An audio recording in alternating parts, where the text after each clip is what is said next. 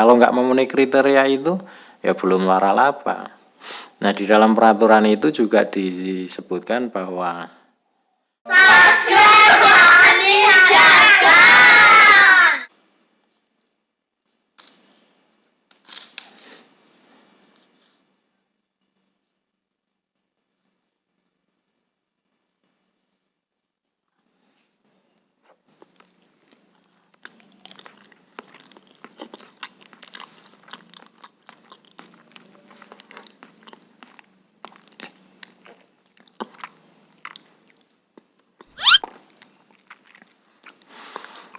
Oke, assalamualaikum teman-teman Wani Dagang. Jumpa lagi dengan saya Hendy, penghuni channel Wani Dagang.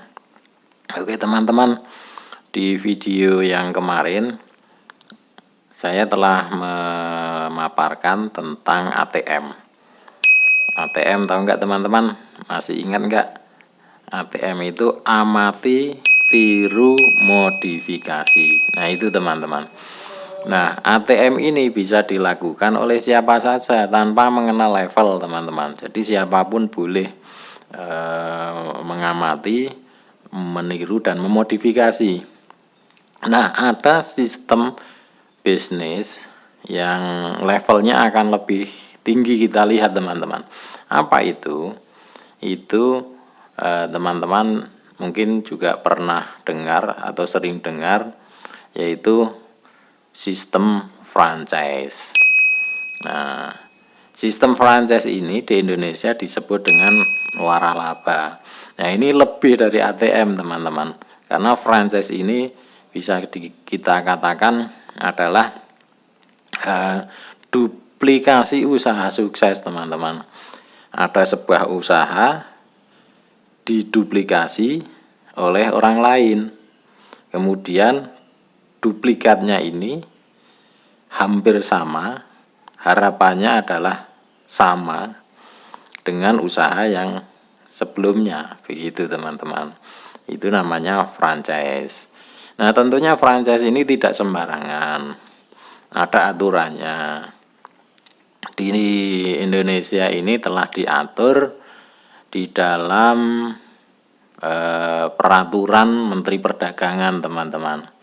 Peraturan Menteri Perdagangan Republik Indonesia nomor 71 tahun 2019 tentang penyelenggaraan waralaba. Nah, peraturan ini muncul dengan menimbang dan mengingat dari peraturan-peraturan sebelumnya tentang waralaba, teman-teman.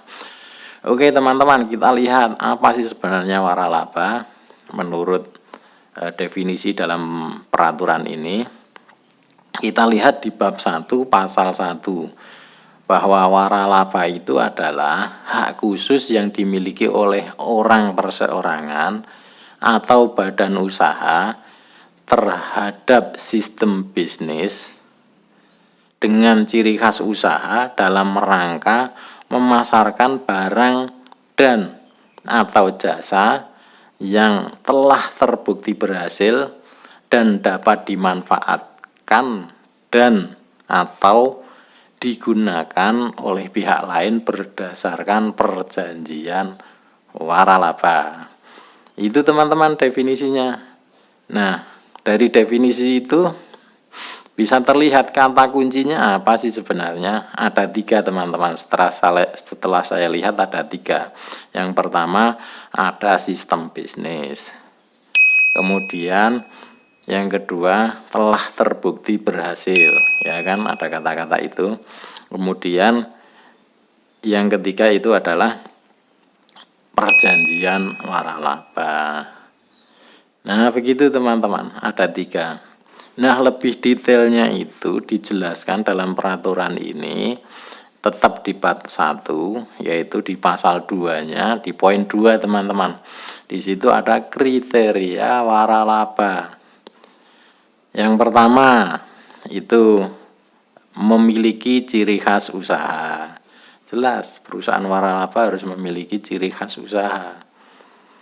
Kalau nggak ada ciri khas ya apa yang mau ditawarkan gitu. Kemudian yang kedua, terbukti sudah memberikan keuntungan. Nah, begitu teman-teman.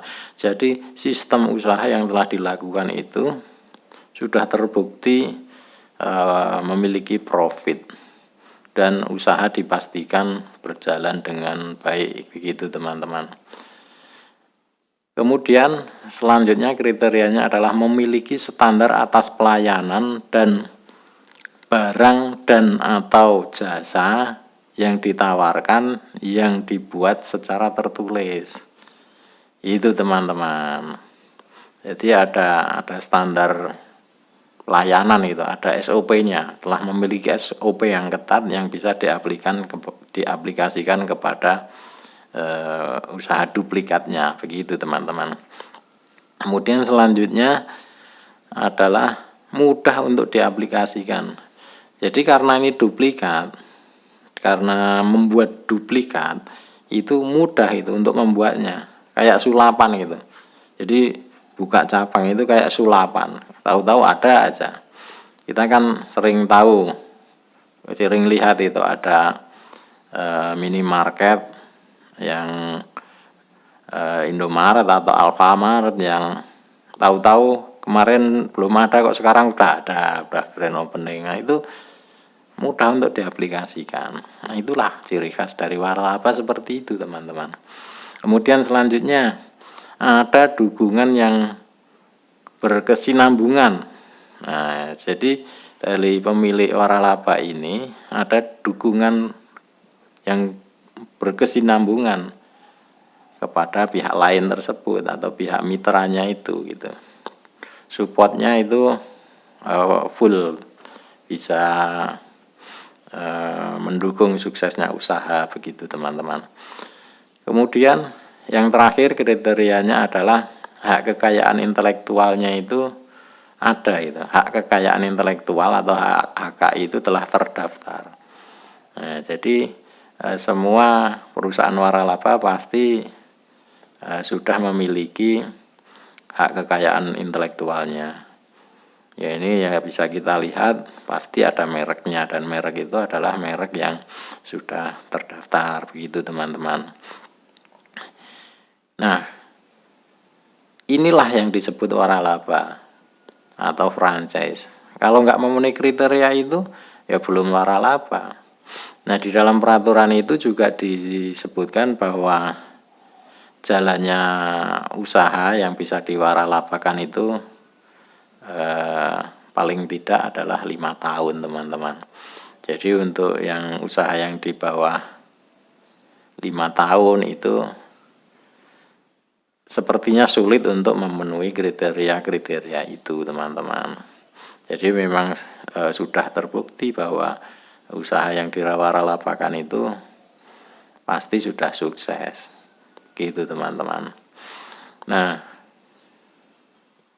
sekali lagi, kalau belum memenuhi kriteria berarti belum bisa dikatakan sebagai perusahaan waralaba atau franchise.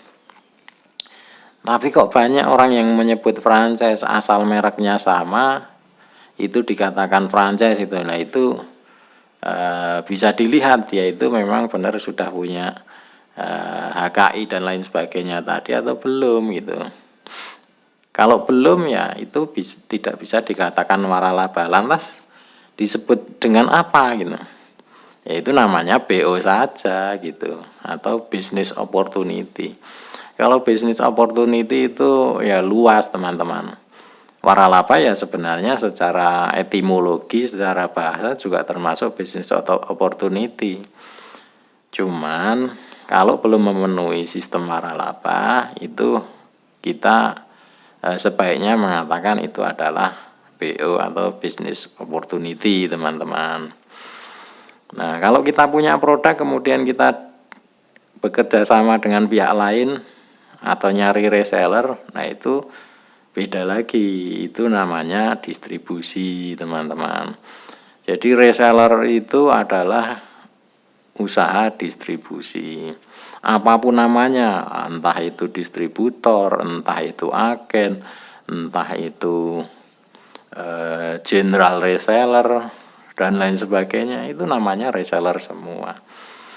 Itu teman-teman istilah-istilah dalam bermitra.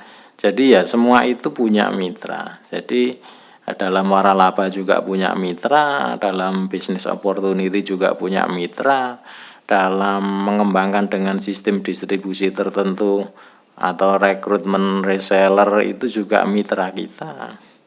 Itu.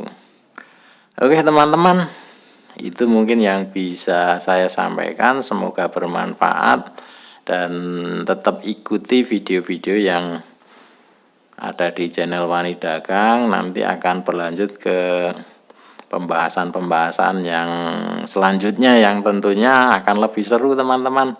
Tetap ikuti video di channel Wani Dagang.